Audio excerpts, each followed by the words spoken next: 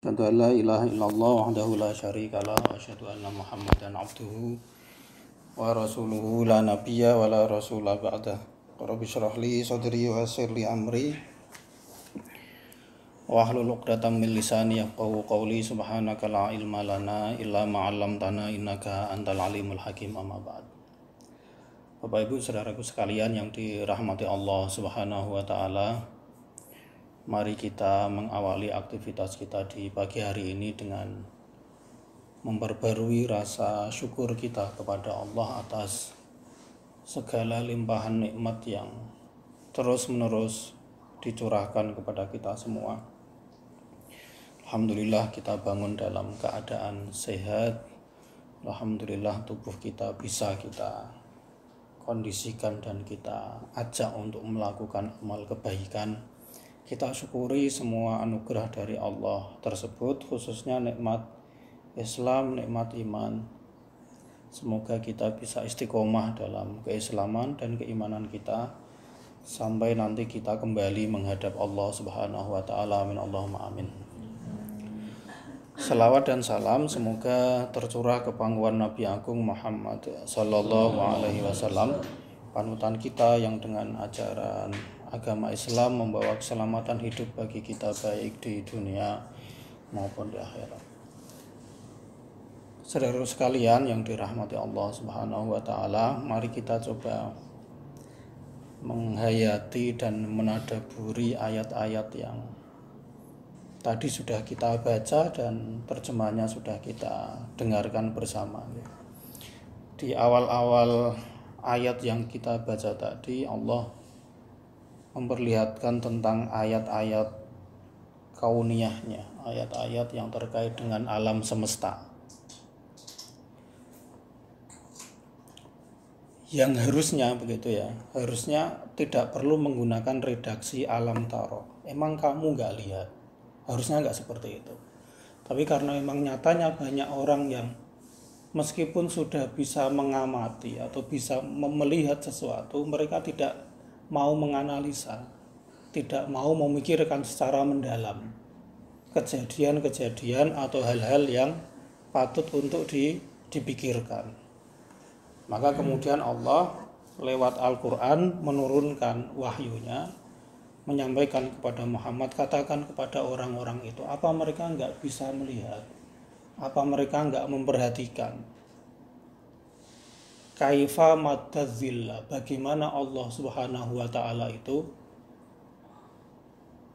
memanjangkan bayangan. Jadi bayangan itu merupakan salah satu tanda dari kekuasaan Allah Subhanahu wa taala, yang kalau kita amati begitu saat pagi hari, bayangan kita itu iso dawa banget begitu. Lalu semakin pendek sampai di pertengahan hari. Lalu ketika matahari sudah mulai tergelincir, kembali mulai memanjang seperti itu. Kenapa kita nggak menganalisis hal yang seperti itu? Kok bisa? Ini siapa yang mengarahkan gitu? Nah, kita diperintahkan Bapak Ibu rahimakumullah untuk melihat itu, ya, sehingga sekarang muncul teori bayangan, nggak tahu apa tuh teori bayangan. Terus kalau kita mengenalnya kan tendangan tanpa bayangan, nah, itu. Jadi bayangan ini atau zil ini merupakan salah satu tanda dari kekuasaan Allah Subhanahu wa taala. Maka kemudian yang terkait dengan matahari ya tentunya. Maka di akhir ayatnya Allah mengatakan summa ja'alna syamsa 'alaihi dalila, lalu matahari dijadikan sebagai petunjuk arah. Dulu kalau saudaraku sekalian berasal dari orang kampung, wong desa, mungkin di sawah atau di mana, salah satu tanda untuk mengetahui sekarang jam berapa atau saatnya apa itu ya dari bayangan. Bayangannya wis semene, berarti wis wayahe mulih dan seterusnya. Sampai sekarang pun itu juga dijadikan sebagai tanda atau indikator. Ini juga terkait, bayangan ini juga terkait dengan waktu-waktu sholat kan. Waktu zuhur itu dimulainya kapan, berakhirnya kapan, waktu asar dimulainya kapan, berakhirnya kapan. Ini kan juga terkait dengan bayangan. Maka kita diperintahkan oleh Allah untuk taruh, untuk memperhatikan, untuk memikirkan hal yang seperti itu. Lalu sedikit demi sedikit bayangan itu memendek. Ini kan ya bukan atas instruksi kita ya. Semua itu sudah berdasar apa yang dikehendaki dan ditentukan oleh Allah Subhanahu wa taala. Artinya banyak hal-hal yang kita tidak ikut campur di dalamnya, tetapi Allah secara detail mengatur itu. Maka patut sekali kita bersyukur kepada Allah. Di dalam anggota tubuh kita sendiri begitu ya, kita nggak turut campur untuk memompa jantung itu ya, supaya darah bisa terus mengalir. Ini kan kita nggak ikut campur. Itu anugerah dari Allah Subhanahu wa taala. Kenapa kita nggak menganalisis dan memperhatikan itu? Dan banyak sekali hal-hal yang bekerja itu atas dasar taskhir, atas dasar ya memang sudah diperintahkan oleh Allah seperti itu, maka dia akan bekerja kayak gitu tanpa harus mendapatkan campur tangan dari manusia, atau bahkan kita tidak mampu untuk ikut campur dalam mengaturnya. Misalnya matahari yang terbit dari timur lalu bergerak menuju ke atas lalu ke barat, ini kan sesuatu yang siapapun tidak bisa mengaturnya, tidak bisa menundanya. Misalnya aku pinginnya senja saja biar romantis misalnya, kan nggak bisa langsung setiap hari langsung kita tarik ke senja, harus menjalani proses itu. Bahwa kita tahu fenomenanya tapi kita merasa lemah karena tidak mampu mengaturnya. Ketika kita mau menganalisis hal-hal yang seperti ini, kita menjadi benar-benar yakin bahwa ada kekuatan yang maha dahsyat di balik semua ini yang tidak bisa kita kendalikan. Maka ya kayak misalnya tentang matahari gerhana begitu. Kita kan bisa tahu lewat prediksi ya. Tetapi apakah kita mampu menolak terjadinya gerhana itu? Kan kita nggak bisa. Kita hanya sekedar diberitahu atau lewat ilmu kita menjadi tahu. Tapi bisa nggak kemudian kita nggak jadi aja lah, nggak kita buat gerhana, kan nggak bisa. Ini menunjukkan ada kekuatan yang lebih tinggi dibanding kekuatan manusia. Oleh karena itu dulu kisahnya di surat Ali Imran tentang Raja Namrud dengan ketika dia ketika Nabi Ibrahim diajak debat dengan Raja Namrud. Nabi Ibrahim ditanya, emang Tuhanmu itu siapa? Nabi Ibrahim mengatakan, ya Tuhanku adalah zat yang maha menghidupkan dan mematikan. Bisa menghidupkan, bisa mematikan. Namrud dengan kesombongannya mengatakan, ana uhyi wa umit. Aku juga bisa kalau menghidupkan dan mematikan. Karena dia raja, kemudian ada salah seorang yang salah, diputuskan ini tolong dieksekusi ini, dimatikan, maka saya bisa mematikan. Nah, itu alasan yang disampaikan oleh Namrud. Lalu hujjah yang kemudian membuat Namrud itu tunduk karena memang nggak bisa menjawab, Nabi Ibrahim mengatakan fa innallaha ya'ti bisyamsi minal masyriq fa'ti biha minal maghrib. Oke, kalau gitu Tuhanku itu zat yang memunculkan matahari dari timur. Sekarang kalau kau memang merasa memiliki kekuatan yang sebanding atau mengalahkan dari Tuhanku, fa'ti biha minal maghrib, coba datangkan itu dari barat. Bisa enggak? Padahal nanti pada saatnya kalau Allah sudah menghendaki, matahari itu bisa terbit dari barat. Lalu apa yang dilakukan oleh Namrud? Ya, fadhitalladzi kafar, maka kemudian tertunduklah orang kafir itu. Karena nggak bisa melawan ketentuan yang sudah ditetapkan oleh Allah Subhanahu wa taala seperti itu. Bayangan ini, lalu kemudian hal-hal yang lain lagi nanti itu merupakan ayat-ayat kauniyah, tanda-tanda kekuasaan Allah yang ada di alam semesta yang kita nggak bisa melawannya. Yang bisa kita lakukan terhadap kekuasaan Allah pada alam semesta ini adalah menyesuaikan. Sebab kalau kita tidak menyesuaikan, maka kita akan terkalahkan. Misalnya di ayat berikutnya Allah mengatakan, ya, wa huwallazi ja'ala lakumul laila libasa. Dialah zat yang menjadikan untuk kalian malam itu sebagai pakaian. Kenapa malam disebut pakaian? Karena malam ini menutupi diri kita dari kebisingan, dari cahaya dan seterusnya. Sehingga kalau malam itu gelap. Kegelapan ini yang membuat kita merasa tenang, merasa nyaman. Maka Rasul sendiri memerintahkan ketika kalian tidur, matikan itu lampu. Sebab ketika kita tidur dalam kondisi lampu yang nyala terang benderang, itu mengganggu proses libas kita, proses ketenangan kita. Wan nauma subata, dan tidur ini sebagai momentum kita untuk istirahat. Jadi malam gelap lalu kita tidur untuk istirahat. Ini sunatullah, ya. Ini hukum Allah di alam semesta. Tugas kita hanya sekedar menyesuaikan itu.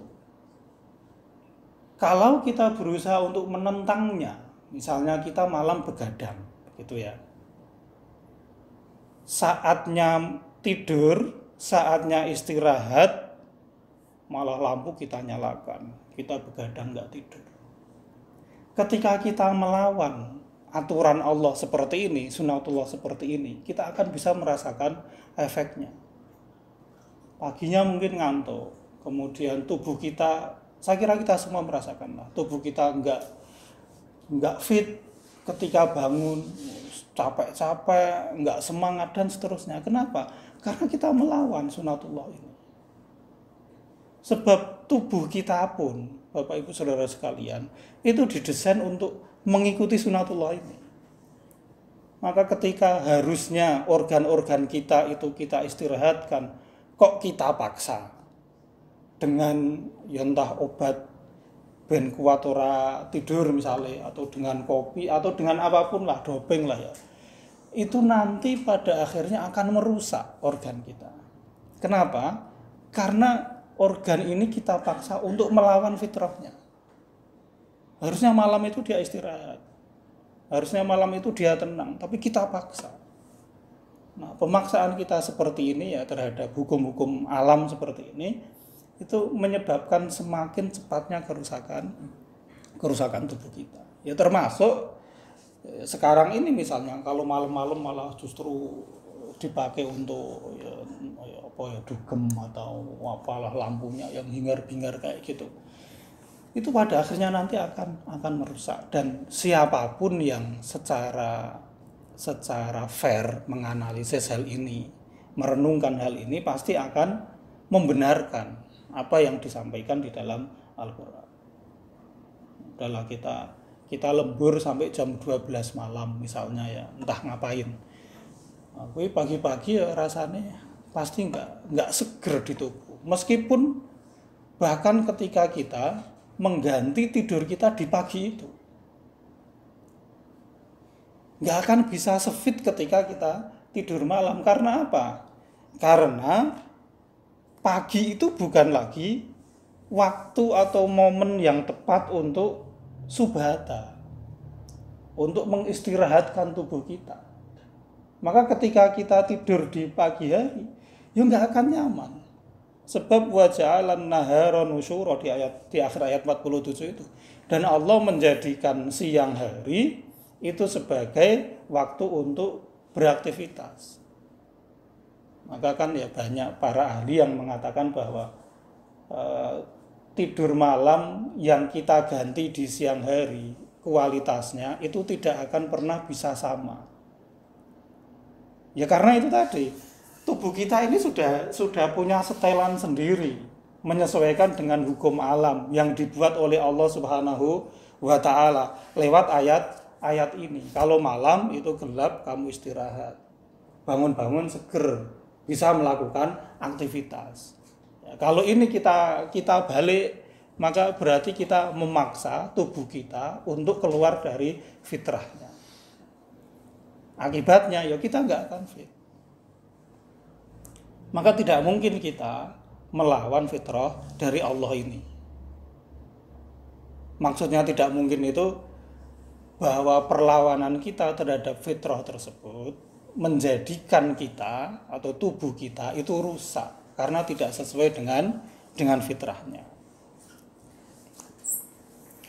Nah, oleh karena itu ya saudara sekalian, ini merupakan contoh kecil dari hal-hal besar yang bisa kita saksikan apabila kita melawan fitrah dari Allah Subhanahu wa taala. Dalam hal apapun ya, ketika kita melawan fitrah Allah, ketika kita melawan sunnah Allah, kita akan payah sendiri. Kita akan berat sendiri. Nah, ada penafsiran yang menarik ya terhadap atau terkait dengan ayat ini dari penalaran atau penafsiran para ahli tasawuf. Mereka mengatakan begini, bahwa orang itu kalau soleh, gitu, kalau baik amal kesehariannya, maka dia tidak butuh banyak tidur. Ya, terbukti para alim ulama kita itu, ya kalau qiyamul lail itu ya sampai lama-lama. Para alim ulama kita, para nabi juga, kalau menghidupkan malam yang mestinya itu buat istirahat, itu cuma sebentar, lalu diisi dengan amal-amal kebaikan, dengan ibadah. Nah, para ahli tasawuf mengatakan bahwa kenapa orang-orang soleh itu meskipun tidurnya sebentar, tetapi ketika pagi hari ya mereka semangat bekerja tanpa merasa ngantuk dan sebagainya. Mereka mengatakan hal itu terjadi karena anggota tubuh kita ini,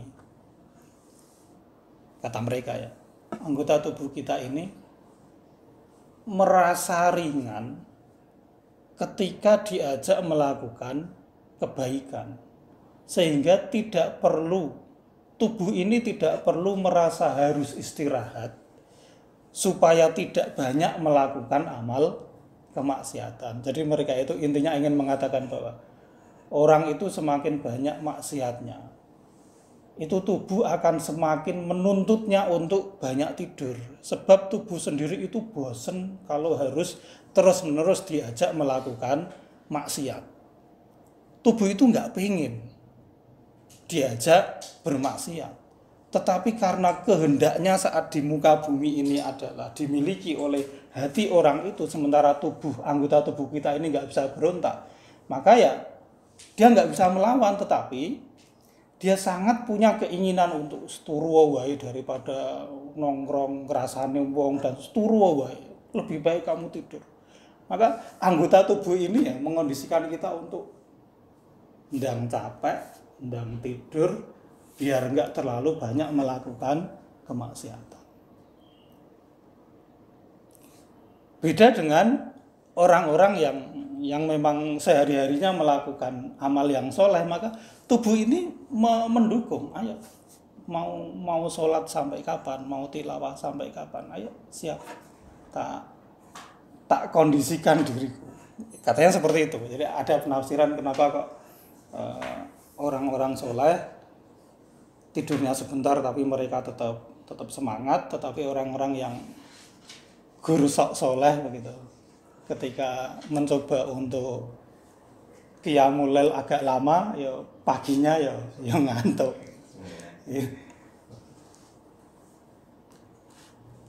Lalu kemudian Bapak Ibu Saudara sekalian,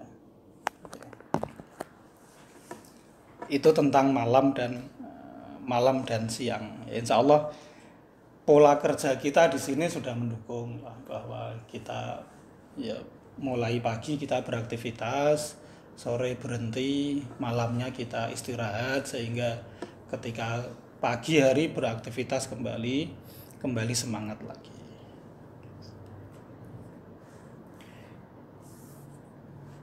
Lalu kemudian di ayat berikutnya Allah mengatakan ya, di ayat 48 ini juga masih tentang ayat-ayat kauniyah. Dialah zat yang mengirimkan riyah, mengirimkan angin sebagai kabar gembira di antara kita. Awak dewe misalnya kembali lagi ke petani atau ke ya mereka ya, ketika mencium bau angin yang ada bau-bau airnya gitu, bau-bau hujannya, itu kan seneng banget. Iki anginnya iki wis angin yang membawa air hujan, baunya udah seperti ini. Yang mengutus itu siapa? Ya Allah Subhanahu wa taala, sebagai busyram baina yaday rahmati, sebagai kabar gembira sebelum datangnya rahmat Allah, yaitu turunnya hujan, untuk menghidupkan daerah-daerah yang awalnya gersang dan mati, dan juga untuk memberi minum binatang-binatang ternak serta manusia. Bahwa hujan seperti ini dipergilirkan oleh Allah Subhanahu wa taala supaya kita ini bisa mengingat kekuasaan dari Allah Subhanahu wa taala ketika mengatur pergiliran hujan seperti ini. Tetapi ternyata banyak di antara manusia yang tidak memahami atau ya tidak mengapresiasi serta tidak memikirkan kondisi-kondisi atau kejadian-kejadian alam seperti ini. Ya, misalnya sekarang ini kita sangat berharap kapan toh yuk ora lendang udan-udan misalnya. Karena sudah mungkin terlalu lama nggak hujan, panas, debu dan seterusnya. Ketika nanti datang angin yang membawa kabar gembira itu, kita akan kasih berarti udan. Siap-siap mantol, siap-siap apa dan seterusnya. Nah, Bapak Ibu Saudara sekalian ya, semua itu tadi merupakan tanda-tanda kekuasaan Allah Subhanahu wa taala di alam semesta, yang sebenarnya Allah menghendaki semua tanda itu kita pikirkan, kita analisis, lalu dari analisa dan pemikiran itu mempertebal keimanan kita kepada Allah Subhanahu wa taala. Maka Allah menolak orang ketika mencela musim, mencela panas, mencela hujan dan seterusnya, karena itu tanda bagi kekuasaannya, yang siapa yang mau menganalisis maka akan semakin mengenal Allah. Nah, saya kira itu saudara sekalian, semoga ini bisa bermanfaat, menjadi bahan perenungan kita bersama. Mohon maaf apabila ada salah dan kurangnya. Assalamualaikum warahmatullahi wabarakatuh.